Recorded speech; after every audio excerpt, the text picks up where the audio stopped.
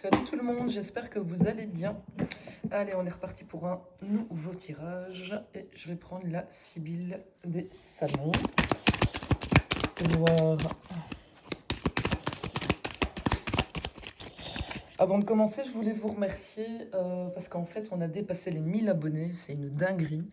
Je ne sais pas comment vous remercier parce que je ne m'attendais pas du tout à arriver un jour à ce stade-là. Donc, c'est aussi grâce à vous que cette chaîne elle grandit. Donc, vraiment un tout grand merci. Allez.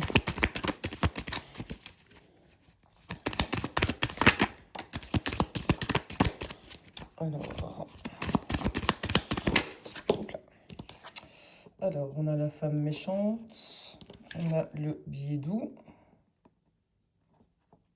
Hop.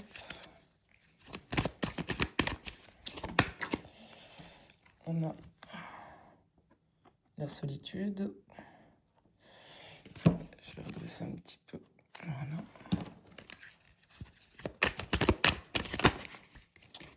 Il y en a trop.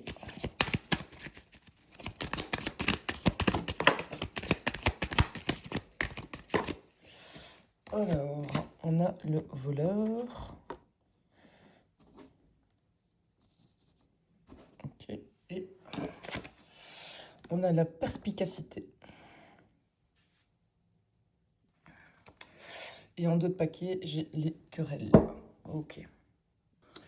Bon, là, on est clairement sur une dynamique de méfiance, de messages ambigus et de tensions cachées. La femme méchante et le billet doux. Quelqu'un peut présenter quelque chose de manière agréable, polie, affectueuse ou rassurante, mais avec une attention qui n'est pas totalement limpide derrière. Donc ça peut être un message gentil en façade, une tentative de rapprochement, de séduction, de réconciliation, ou simplement une communication, comment je vais dire, très bien emballée. La solitude, le voleur. Là, il y a soit un sentiment d'isolement, soit une personne qui agit seule, discrètement, peut-être même en retrait. Le voleur ici, ça n'indique pas forcément un vol matériel. Mais dans ce type de tirage, ça peut parler de quelque chose qu'on cache, qu'on détourne, qu'on prend sans le dire, ou d'une personne qui avance masquée. Et la perspicacité, elle arrive un peu comme la carte qui dit tu vas comprendre ce qui se joue. En fait, elle casse justement ce côté opaque du voleur. Il y a quelque chose qui peut être repéré, décodé ou mis en lumière ici. Et avec les querelles en 2 paquets, ça reste quand même conflictuel comme tirage pour l'instant. Mais je le vois plutôt comme une communication apparemment douce ou conciliante autour d'une situation où il y avait déjà une rancœur, une rivalité ou un conflit, et où tout n'est pas dit ouvertement. Ok. Alors, on va continuer. Moi, ce qui m'intéresse surtout maintenant, c'est de savoir qui est la femme méchante et ce que cache le billet doux. Alors, j'ai la carte flatteur. J'ai la carte de l'inconstance.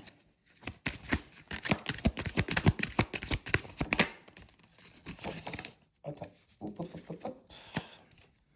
J'ai la carte de la maison de ville. Et j'ai la carte du consultant.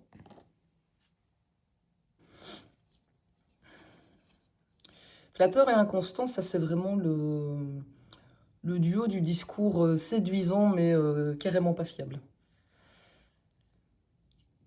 Quelqu'un sait dire ce qu'il faut. Il peut enjoliver, flatter, rassurer. Mais derrière ça, ça change assez vite, ça hésite, ça se contredit ou ça manque de constance.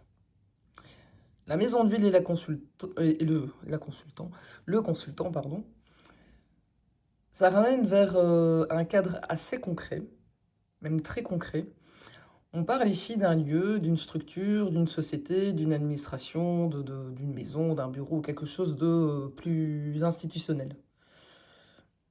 Et le consultant, ça montre clairement qu'il y a une personne directement concernée par cette affaire et probablement celle qui cherche à comprendre ce qui se trame ici derrière. C'est peut-être toi, hein, on ne sait pas encore. Et donc pour l'instant, je dirais que ouais, il y a quelqu'un qui essaye de faire passer quelque chose avec beaucoup de douceur, de beaux mots, mais il y a quand même une grosse intention qui est vraiment pas propre derrière, dans un contexte de conflit déjà existant. Et la personne concernée finit par sentir ou comprendre que quelque chose cloche. Ok. Et qu'est-ce qui se passe derrière cette communication? Qu'est-ce qui est réellement caché? Je vais en prendre 3. Alors, on a l'ami sincère, on a la réconciliation. Je vais la mettre comme ça tu le vois. Et une dernière qui a volé. Oh merde, il y en a 2. Attends. On a l'amour, on a le dépit. Et en d'autres paquets, j'ai le mariage. Ok. Bon, là, on change complètement de registre. Ami sincère, réconciliation, amour avec mariage en d'autres paquets. Moi, ça me parle plus d'un rapprochement réel que d'une simple façade. Il peut y avoir une envie de renouer, de réparer un lien, ou de revenir vers quelque chose de plus affectif et possiblement plus loyal ici. Du coup, je vais quand même nuancer la première lecture. Flatteur et inconstant, ça ne désigne pas forcément quelqu'un de manipulateur. Ça peut aussi montrer une personne qui approche très maladroitement, qui hésite, qui ne sait pas vraiment comment revenir et qui enjolive un peu les choses ou avance mais sur la pointe des pieds. Et le mariage en fond, ça renforce quand même l'idée du lien, de l'alliance, de l'engagement ou d'une relation importante. C'est pas forcément un mariage au sens littéral, mais plutôt quelque chose qu'on cherche à réunir, consolider ou remettre ensemble. Et donc, ça pourrait raconter un conflit ou une brouille qui existe, et il y a quelqu'un qui tente un rapprochement de manière un peu bancale, je veux dire, mais derrière, il y a quand même un attachement sincère et une volonté de réconciliation. Et est-ce que cette réconciliation, elle est durable ou c'est momentané?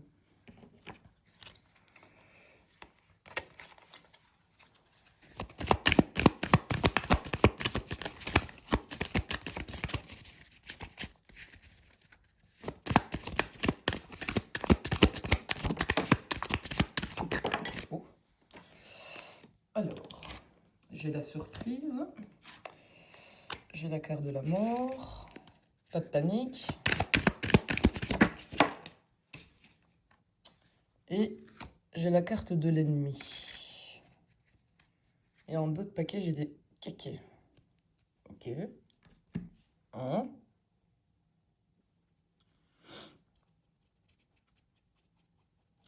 Moi, ça me parle quand même d'un retournement soudain ou d'une révélation qui coupe net quelque chose ici. La mort, ça marque une fin, une rupture de dynamique, une transformation, mais radicale. Et l'ennemi derrière, ça suggère qu'une personne opposée, possiblement jalouse, hostile ou mal intentionnée, intervient dans ce basculement ici. Et avec les kakés, les kakés, les kakés, pardon, on ajoute clairement le registre des ragots, des discussions en coulisses, des indiscrétions ou ouais, des paroles qui circulent. Et donc, si je dois recoller ça avec les séquences précédentes, Moi, je verrais plus la réconciliation comme quelque chose de tout beau ou tout sincère, mais il y a bien une tentative ou une possibilité de rapprochement, mais il y a quelque chose d'extérieur ou de caché qui vient perturber cette tentative, mais d'une manière assez brutale.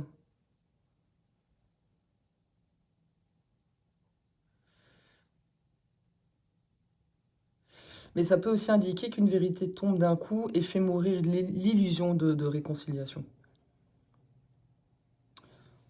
Bon, attends.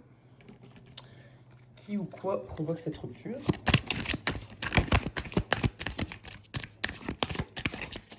Oh, oh, oh. La rêverie. La fidélité. Et le militaire. Et en d'autres paquets, j'ai perte d'argent. Ok.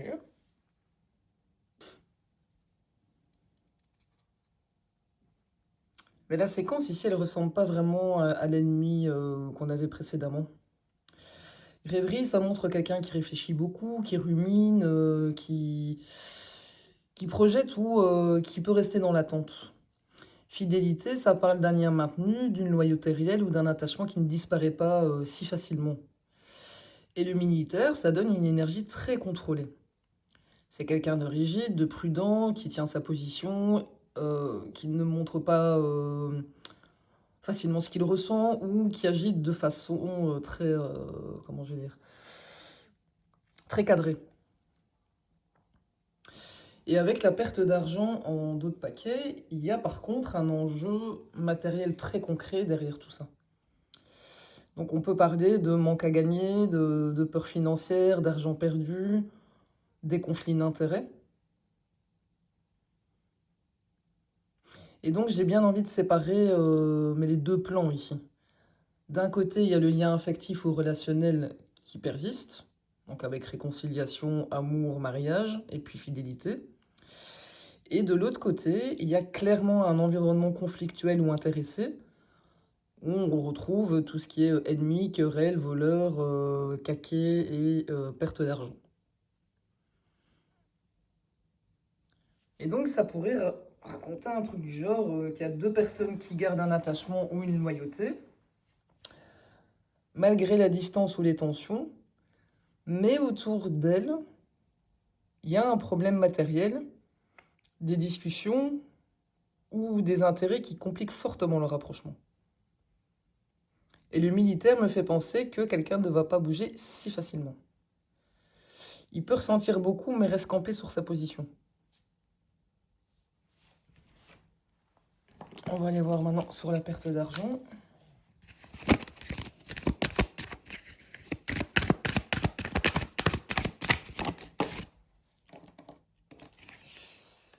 On a la carte de la consultante.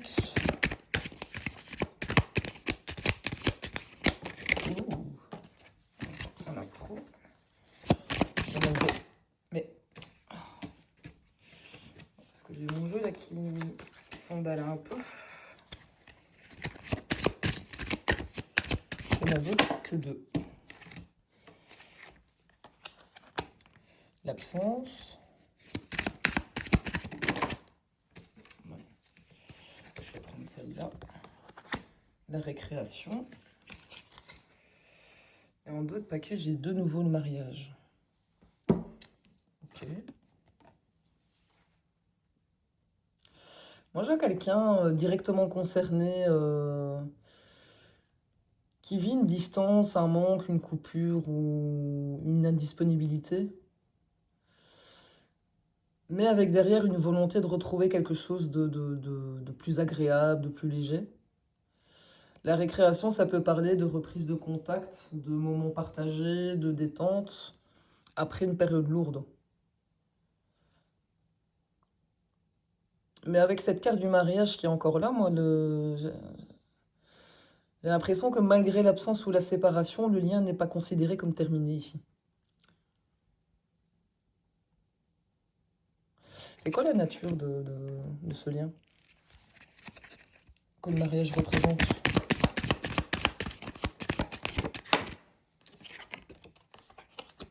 elle.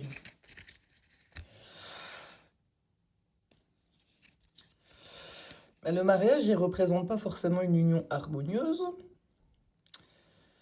Ça peut symboliser un lien fort, contractuel, difficile à défaire, mais qui est actuellement traversé par des tensions, des désaccords ou une lutte de pouvoir.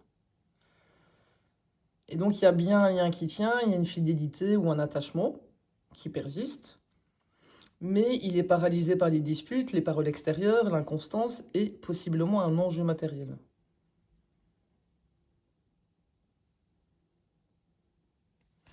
Ok, bon, je vais changer de jeu. Je vais prendre le tarot et on va aller voir ce qui se joue derrière cette situation et vers quoi ça évolue. Et bah, décidément, j'ai l'impression qu'en ce moment, ce n'est que ça dans les tirages. Pognon, pognon, pognon. Alors, on fera avec. Allez, on est parti.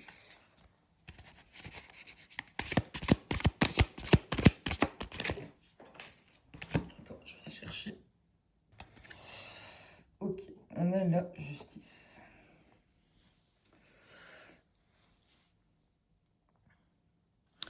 Bon, ici, ça cadre tout de suite un peu le tirage.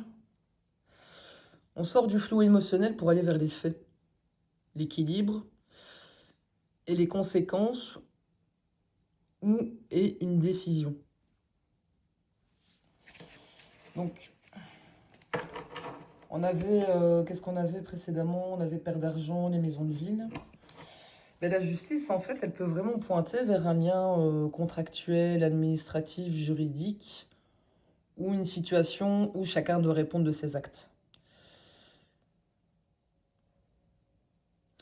Elle peut aussi dire qu'une vérité va être mise ou remise à sa juste place.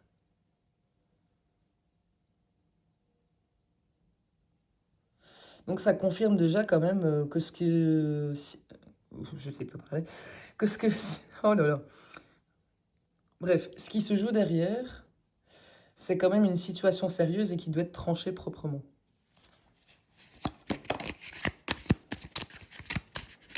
Alors, qu'est-ce qu'on a?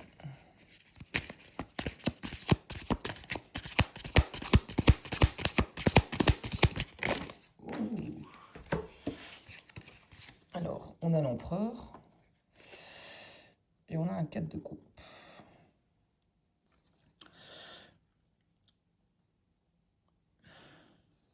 Et ici, donc, la justice, elle pose clairement un cadre d'équilibre, de vérité, de tout ce qui est administratif ou juridique.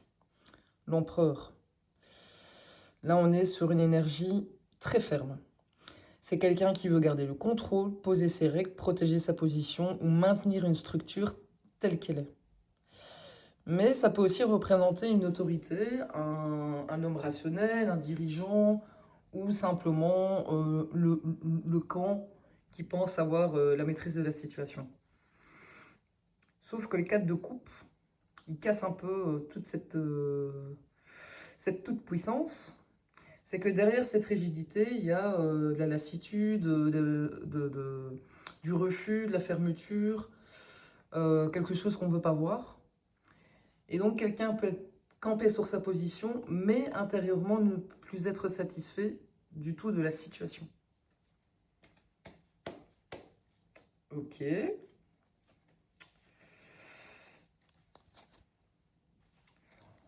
Mais qu'est-ce qui est en train de changer dans ta vie si c'est toi qui me dis ça sans que tu le vois encore clairement?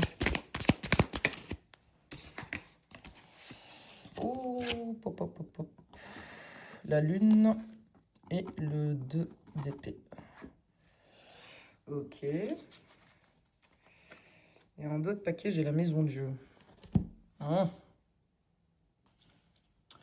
Bon, ici, avec cette séquence, c'est clairement quelque chose qui est encore dans le brouillard, retenu, pas décidé, pas conscientisé, mais qui ne pourra pas rester figé ici éternellement. La lune, c'est tout ce qui est intuition, zone floue, perception, émotion. Tu peux avoir cette impression qu'il y a un truc qui bouge, mais sans savoir ce que c'est encore. Le 2 d'épée, c'est les blocages temporaires, mais les choix qu'on repousse. Euh, ouais, ah, mais ouais, si, ça peut être aussi une situation. Comment? Une situation que tu gardes possiblement en. Allez, comment? En équilibre parce que t'as pas encore toutes les infos. Et la maison Dieu, là, en fait, on a un déblocage brutal ou très net. C'est pas forcément une catastrophe, et c'est souvent une structure qui ne tient plus telle qu'elle est et qui oblige à voir quelque chose. Quelque chose qui était contenu, mais qui finit par bouger franchement.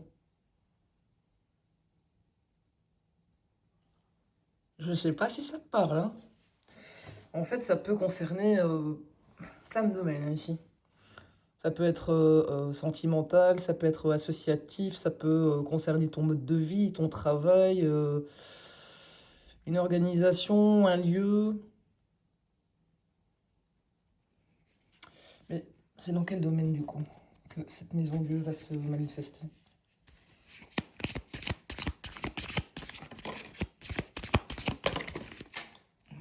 Hein? Attends.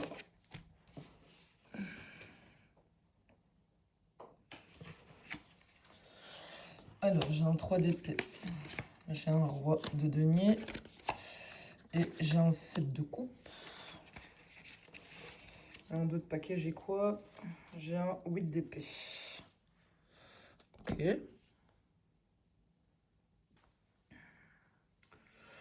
Bon, le roi de denier, ça ramène fortement vers le matériel, l'argent, le travail, la sécurité, ou vers une personne très pragmatique. Le 3 d'épée, par contre, ça montre une déception, une vérité qui pique, ou quelque chose qui a déjà créé une blessure ou une frustration. Et le 7, hop, hop, j'allais dire le septième, le 7 d'épée, pardon, qui lui parle de stratégie, de contournement, de choses pas totalement dites. Il vient un peu foutre le bordel là-dedans. Et le 8 d'épée, ça montre surtout une situation dans laquelle tu pourrais te sentir coincé, limité, avec peu de marge de manœuvre. Et donc, j'y vois quand même avec cette fameuse maison Dieu qu'on avait tantôt, qu'il y a possiblement un verrou concret qui saute dans une situation matérielle ou professionnelle où il y avait jusqu'ici beaucoup de contraintes, de stratégie et d'impression d'être coincé.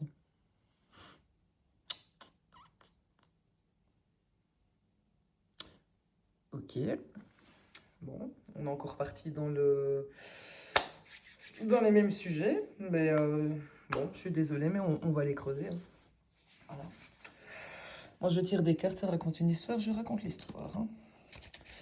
Bon, et qu'est-ce que cette maison Dieu va débloquer précisément ici? Notre carte.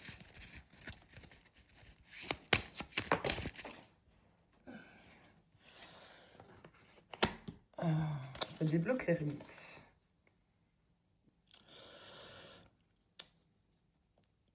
Bah, ouais, c'est une sortie d'isolement, d'attente ou de stagnation.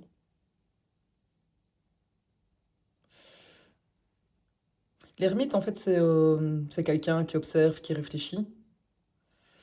Et si la maison Dieu vient le débloquer,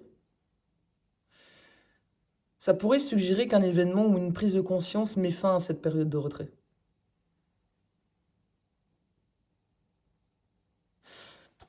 Mais vers quoi est-ce que tu sors après l'ermite, en fait?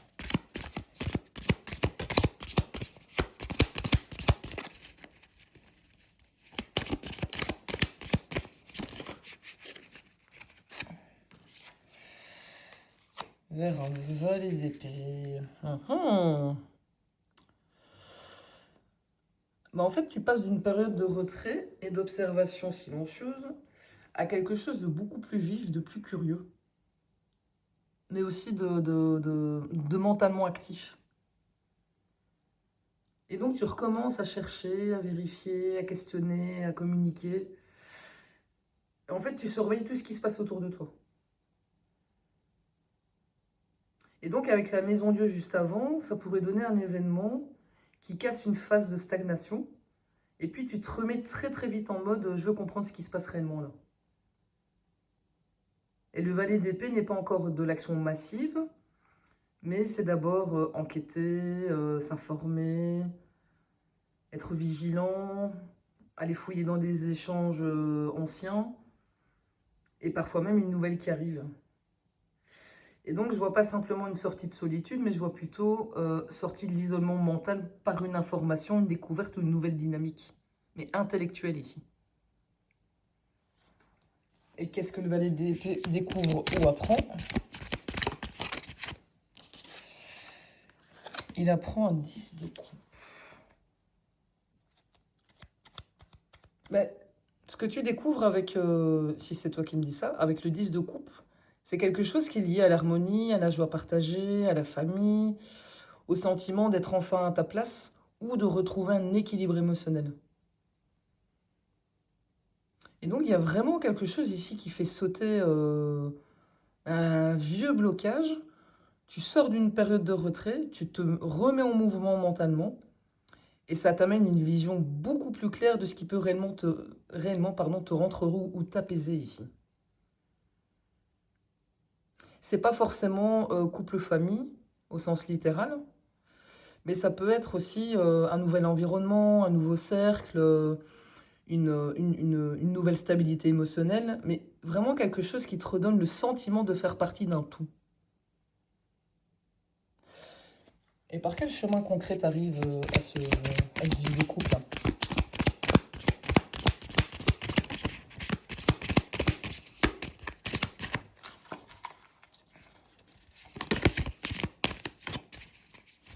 Attends, ah.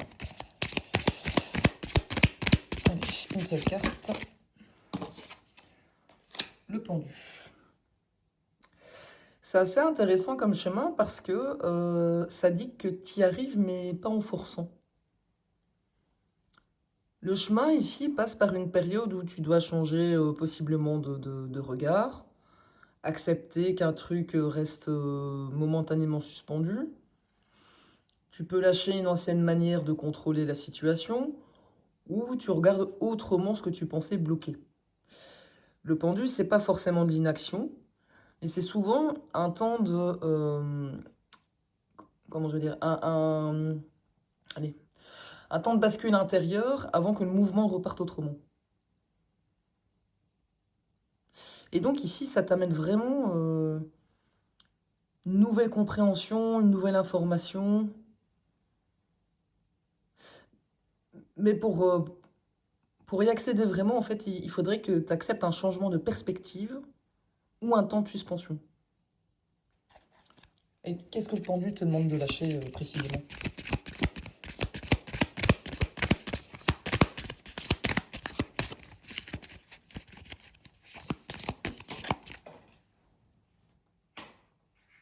Ah.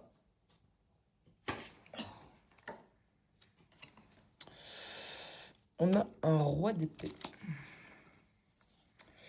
Ouh! Et j'ai une petite reine d'épée en dos de paquet. Bon, c'est très mental hein, comme séquence.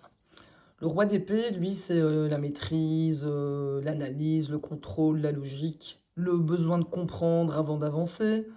Ça peut être aussi une posture très rigide, très défensive. Et donc le pendu, ici, il pourrait dire, mais arrête de vouloir tout résoudre uniquement par le mental ou par le contrôle. Et la reine d'épée te dit qu'il ne faut pas pour autant devenir naïf ou naïve. Au contraire, elle garde le discernement, les limites, la lucidité, mais elle est beaucoup plus fine. Elle tranche quand il faut, sans forcément rester en tension permanente.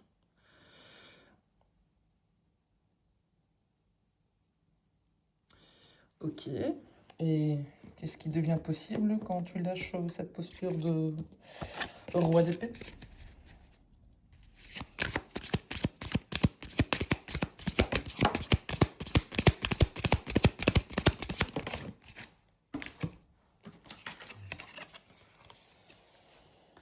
Le mât et le 5 d'épée.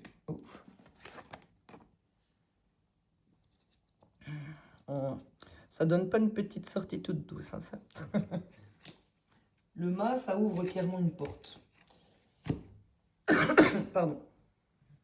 Ici, on parle de liberté, de départ, de mouvement, envie d'aller ailleurs, mais sans forcément tout planifier.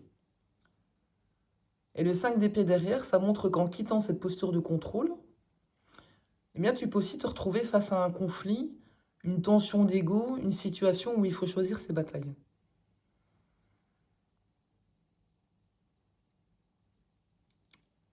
Ok. Et où ça te mène concrètement? Ce fameux mât ici ne nourrit pas le 5 d'épée. Le 8 d'épée et l'as d'épée. Ok. Ben là, c'est très clair. En fait, c'est quasiment le passage de l'enfermement à la grande percée. Le 8 d'épée, ça montre encore les vieux réflexes. On se sent coincé, on se sent limité, on se sent enfermé, mais dans ses propres scénarios mentaux ici. Et avec l'as d'épée, lui, il tranche littéralement le lien. Les liens, plutôt. Déclic, vérité, décision nette, une compréhension qui libère, une parole ou un choix qui coupe avec le flou. Et c'est intéressant parce que le 8 d'épée était déjà sorti tout à l'heure. Et il revient comme, un peu comme le nœud du tirage ici. Mais cette fois, il n'est plus tout seul. En fait, il est immédiatement suivi de l'as d'épée. Autrement dit, le blocage n'est plus la destination, il devient ce qui est dépassé. Félicitations, si c'est toi qui me dis ça. Ok. Alors, c'est quoi cette décision ou cette vérité qui concerne l'ASDP là?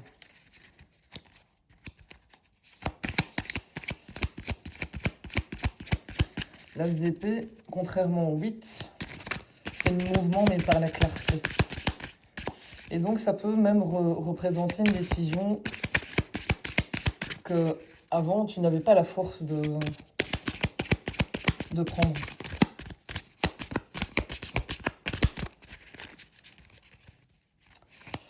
Alors c'est quoi cette décision? Ou possiblement cette vérité, ça peut être le cas aussi. Bon, elle ne veut plus tomber là. Ah. Le 6 d'épée. Bah, décidément, t'es bien dans le mental toi. Et en d'autres paquets, j'ai le monde. Eh bien, cette décision, c'est que tu as envie de partir d'une situation devenue beaucoup trop lourde pour aller vers autre chose et fermer vraiment mais un cycle qui perdure depuis longtemps, là. Le 6 d'épée,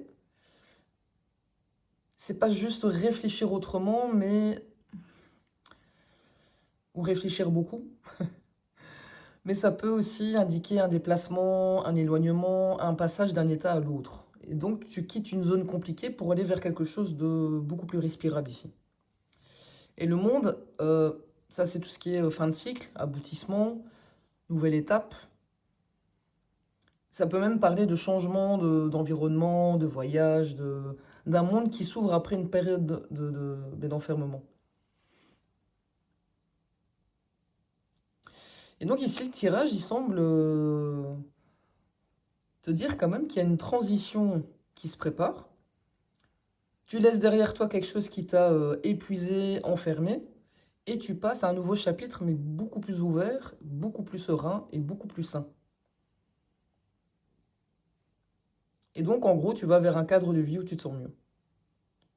Mais qu'est-ce qui s'ouvre concrètement avec le monde? Mais...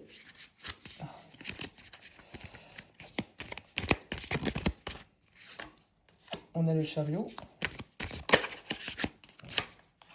On a le soleil. Oh! Et on a la roue de fortune. Et le pape. 4 arcanes majeures de suite. Wouh! Ok. Moi, je vois ça comme une séquence de mise en mouvement, de réussite, de retournement favorable et d'officialisation. Le chariot, c'est le départ, c'est l'accélération, le fait de reprendre les commandes et d'aller vers quelque part. Mais quelque part, pour de vrai, c'est plus dans ton esprit ici. Le soleil, c'est beaucoup plus lumineux. On parle de réussite, de joie, de clarté, de quelque chose qui devient évident. Et la roue de fortune, ça ajoute mais le changement de cycle, le coup de boost du destin, l'opportunité inattendue ou un contexte qui tourne. Et le pape, lui, termine sur quelque chose de bien solide. On parle ici de reconnaissance, de validation, d'engagement, d'institution, de conseil, voire même une voix qui prend du sens, mais une voix VOIE.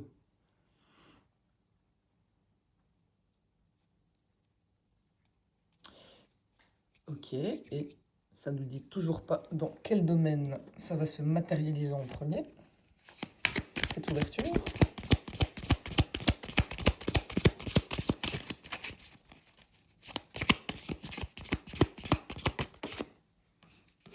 On a de nouveau le monde.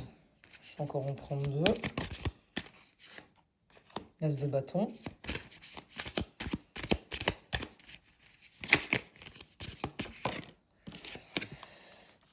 Le 8 de bâton.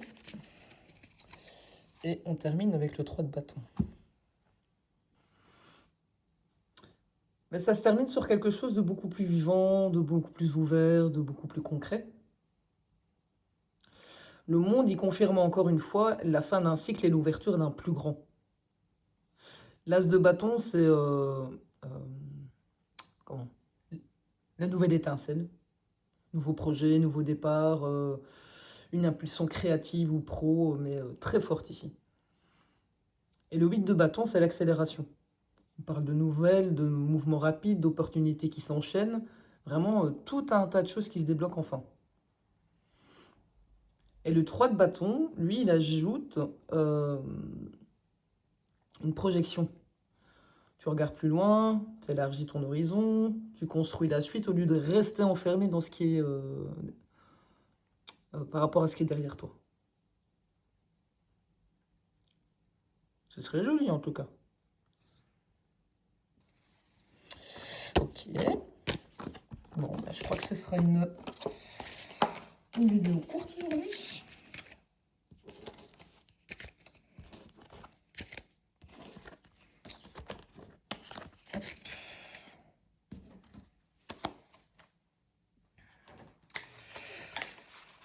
Je vais prendre l'oracle du miroir et on va aller voir quelle opportunité est en train de s'ouvrir pour toi.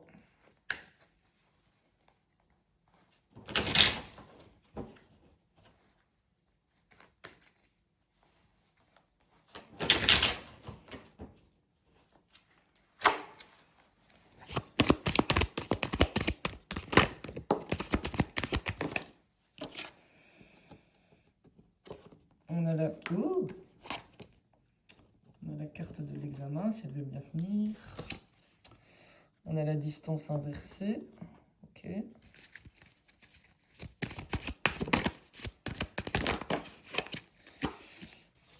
On a le contrat. On a le rêve.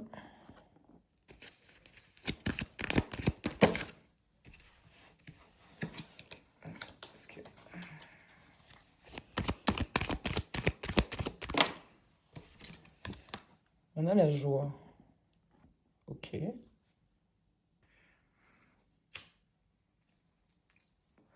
Mais cette séquence, moi, elle me parle d'une opportunité qui demande une validation, une étape à franchir, mais qui se rapproche nettement. La distance inversée, c'est intéressant. Parce qu'il y a quelque chose qui semblait loin, inaccessible, hors de portée, et en fait, ça devient beaucoup plus proche au concret ici. Et le contrat, ça ancre ça quand même dans le réel. On parle d'accord, d'engagement, de signature, de cadre officiel. Et le rêve, ça montre que ça touche quelque chose que tu désires vraiment. Un projet, une projection, mais vraiment un truc important pour toi. Et la joie se termine sur une issue très favorable. Beaucoup d'enthousiasme et un vrai sentiment de satisfaction. Et donc ici, il y a une opportunité que tu pensais lointaine, qui passe à une étape de validation et qui devient suffisamment concrète pour donner lieu à un accord ou un engagement, mais avec une issue très positive.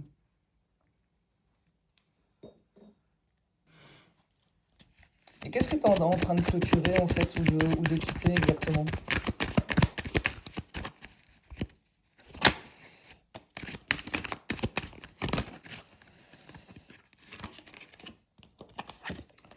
On a le miroir magnétique, on a la trahison.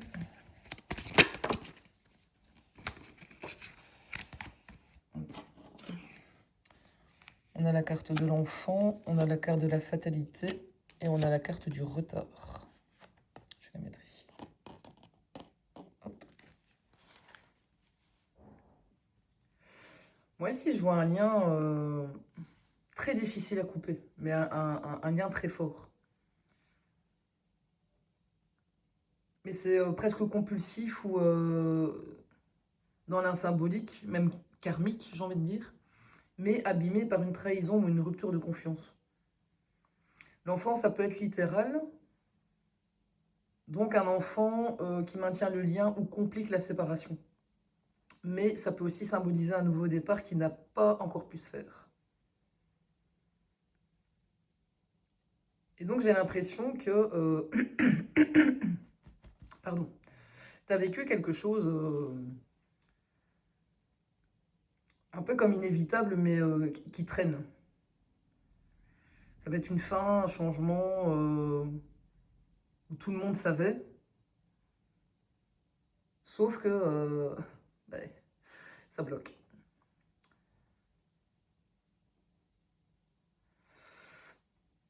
Et qu'est-ce qui provoque finalement la fin du retard? Moi, ça me fait penser à une séparation. Genre un divorce.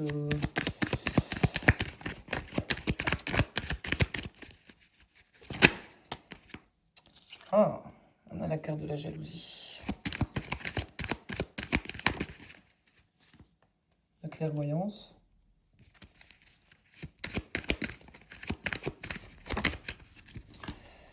Le retour.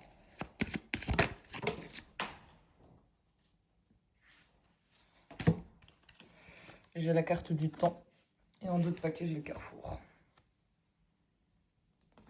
Ok. Ça, c'est intéressant parce qu'en fait, ça répond presque indirectement à la notion du déblocage ici. Il y a quelque chose qui remonte ou qui revient et qui provoque une prise de conscience et qui t'oblige à faire un choix avec la carte du carrefour. Et la jalousie, ça peut être un déclencheur émotionnel très concret. Donc, tu as peut-être subi ou ressenti de la rivalité, de la peur de perdre quelqu'un. Ça parle de possessivité, de soupçon. Et la clairvoyance, c'est le moment où tu comprends enfin ce que tu refusais de voir. Et le retour, c'est peut-être le retour d'une personne, d'une information ou d'une situation qui n'a jamais été vraiment réglée. Et le temps montre que ça mûrit depuis un moment. Et le carrefour, il termine clairement sur une bifurcation, pardon.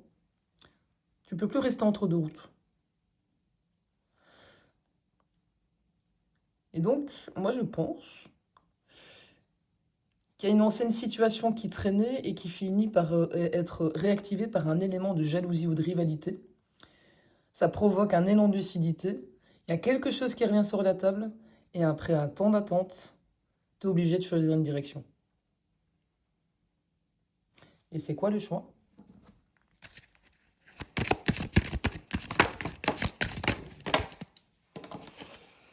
La parole, l'hérédité, le compromis.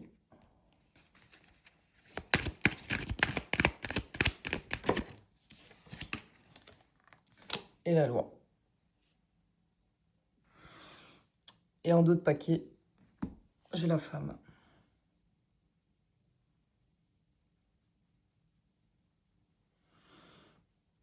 L'hérédité, parole hérédité compromis avec la loi. Et la femme en dos de paquet, moi, ça me fait penser à une discussion ou une annonce, mais avec des enjeux familiaux, patrimoniaux, avec des négociations dans un cadre légal. L'hérédité, ça peut parler de famille, de patrimoine, d'enfants ou tout ce qui attache deux personnes au-delà de l'affectif. Et le compromis, ça me fait penser à un accord à trouver. Et la loi, elle vient formaliser la situation. Et donc, je pense que, si c'est toi qui me racontes cette histoire, que tu es ou tu étais possiblement coincé dans une séparation ou un divorce qui finit par avancer, mais comme ça, d'un coup. Et qu'est-ce qui est négocié ou réglé concrètement dans ce compromis?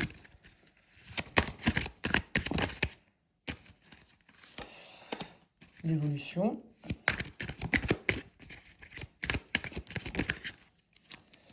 le travail,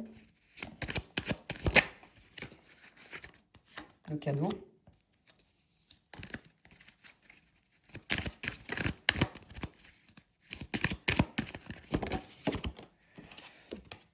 l'amitié. Ici, ça ne parle pas seulement de biens ou d'argent, mais ça peut indiquer que tu règles une situation pour permettre une nouvelle organisation de vie autour d'un travail, d'un soutien, d'une aide ou d'un lien amical important.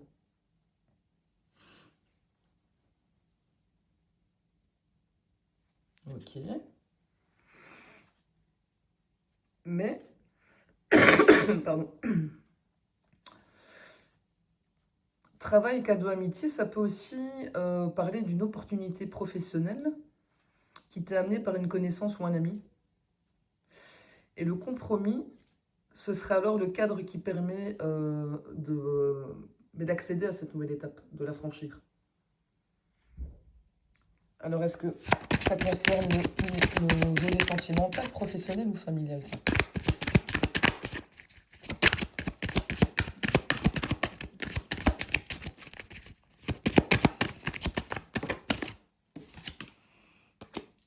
On a l'argent, ok.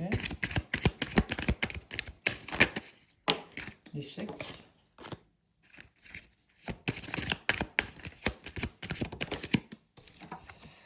La maison. Oh, hop, hop, hop. Je vais prendre celle-là. Et le voyage. Alors, c'est pas principalement sentimental ici. Moi, ça me fait plutôt penser à une réorganisation matérielle de vie après quelque chose qui n'a pas marché. On met l'argent au premier plan, mais l'échec, ça montre une situation qui arrive à sa limite. Et en fait, mais il y a un projet ou un montage qui ne fonctionne plus ici. Et la maison, ça ramène au foyer, au logement, au patrimoine, à la structure de vie. Et le voyage, ça indique un déplacement, un changement d'environnement, une transition ou un départ. Et donc, si on recolle tout ce qu'on vient d'avoir, on est possiblement dans une situation familiale ou contractuelle qui bloque, qui traîne. Il faut négocier et passer par la loi. On règle ensuite des questions concrètes d'argent et de maison, ce qui permet ensuite un changement de vie ou de déplacement. Est-ce que ce voyage représente un déménagement ou un changement de vie? La réunion inversée.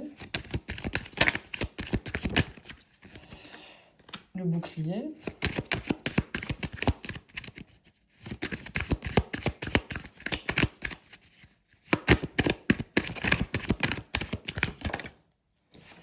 La correspondance. L'ouverture. Et la séparation en d'autres paquets. Moi, ça m'évoque un changement concret de situation, mais voire un vrai déménagement ici, ou un éloignement. Donc la réunion, c'est on se remet pas ensemble, on reste pas dans la même configuration. Le bouclier, tu sécurises ta position. La correspondance, échange, écrit, démarche, document, décision administrative. L'ouverture, il y a une porte qui s'ouvre réellement avec une possibilité qui devient accessible. Et la séparation en deux de paquets, pardon, ça confirme clairement qu'il y a une rupture de l'ancien cadre ici. Et donc le voyage, c'est pas seulement symbolique ici, mais il y a une vraie notion d'éloignement, de changement de lieu ou de réorganisation concrète, mais après une séparation. Et donc ça peut être un déménagement, un départ, ou au minimum le fait que deux personnes cessent de fonctionner dans le même espace de vie.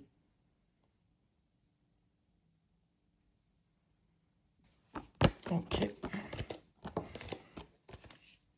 Bonjour le chat. On n'a rien à secouer. Elle a été s'enfiler 3-4 croquettes avant d'aller retourner à la sieste. Mon Dieu, qu'est-ce que j'aimerais bien être un chat parfois. Allez. On va aller voir ce qui s'ouvre concrètement après cette séparation. Alors, qu'est-ce qui s'ouvre après cette séparation?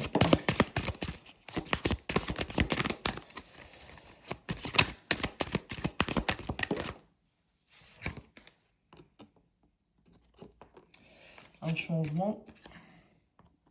Ton changement.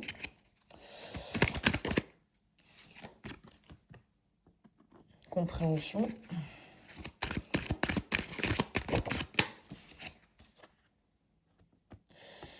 Polyamour.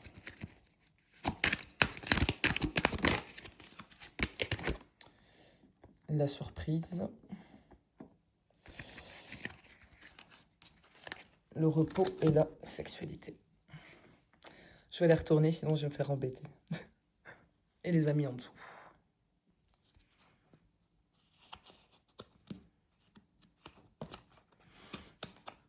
Bah, écoute, ça ne peut pas fonctionner mieux que ça.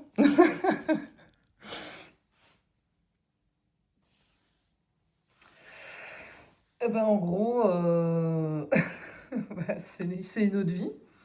Après la séparation, bah, y a une nouvelle configuration relationnelle qui s'ouvre directement, mais pas forcément ici sur un, j'allais dire forcément, pardon, sur un schéma classique.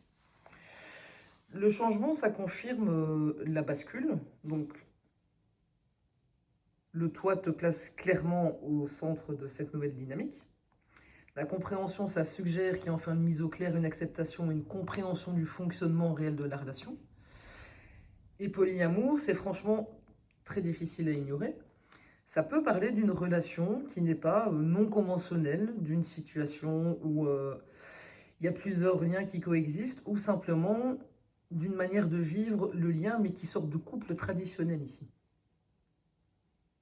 Et la surprise, ça montre que ça va arriver probablement d'une façon complètement inattendue, ou que la forme que ça prend, c'est pas celle que toi t'aurais imaginée. Et le repos derrière, ça donne plutôt une détente après tout le chaos qu'il y a eu avant.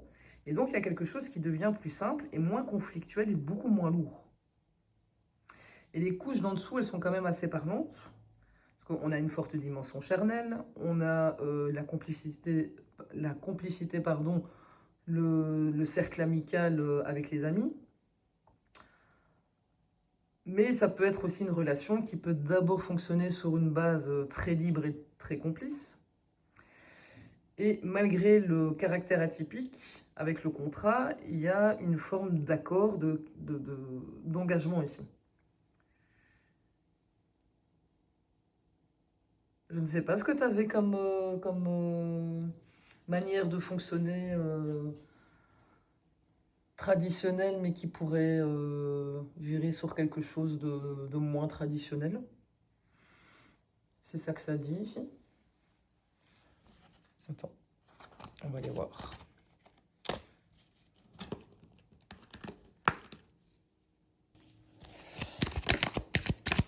En fait, moi, le couple pas traditionnel, Moi, ça me fait penser à une relation libre, mais pas, je parle pas d'ici de, de ménage à 3, 4 ou 5, hein, c'est pas ça que je dis. Mais moi, ça me fait plutôt penser à une relation très libre dans son fonctionnement, où chacun garde beaucoup d'autonomie, on vit pas forcément ensemble, on suit pas des étapes classiques du genre on se met ensemble, on cohabite, on se fiancie, on se marie et tic et chacun.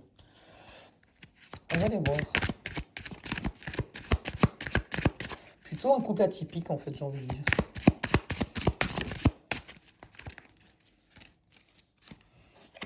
Voilà.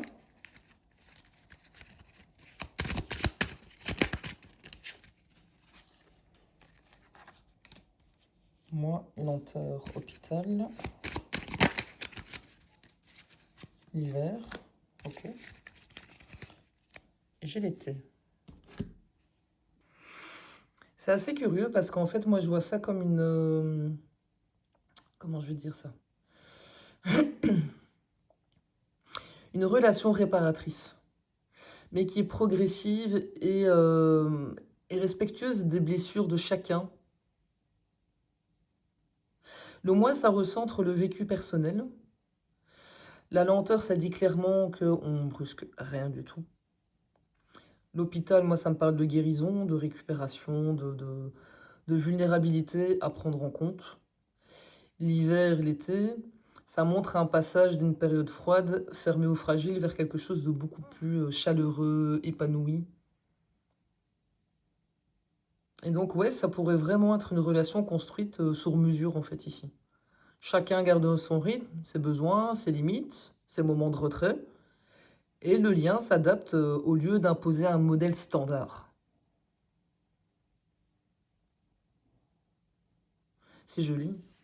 En fait, c'est vraiment une relation réparatrice et évolutive ici.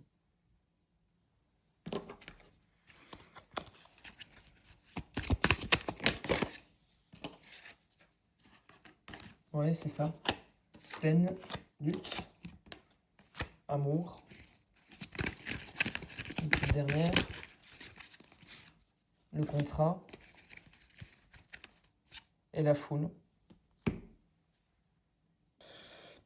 En fait, cette séquence, elle dit clairement que y a un lien qui se construit après avoir traversé mais beaucoup, beaucoup, beaucoup de tensions, de blessures, de trahisons, de résistance, mais qui ne s'arrête pas là.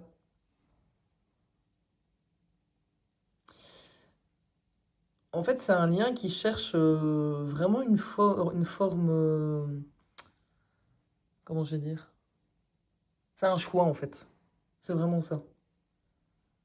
La foule derrière, ça peut montrer que, enfin, que ce couple doit aussi apprendre à fonctionner au milieu du monde extérieur. Donc, ce fonctionnement va devoir composer avec l'entourage, les obligations, le regard des gens, la vie sociale, avec toutes les personnes qui gravitent autour.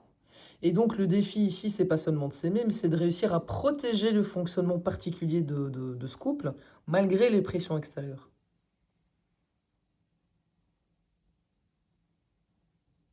Et donc chacun arrive avec ses blessures et ses besoins, et le couple ne cherchera pas à gommer ça, mais c'est vraiment ici, ils insistent encore, composer, ajuster, réparer et respecter le rythme de chacun et de créer ses propres règles. Et pas les règles basiques du couple traditionnel imposé par la société.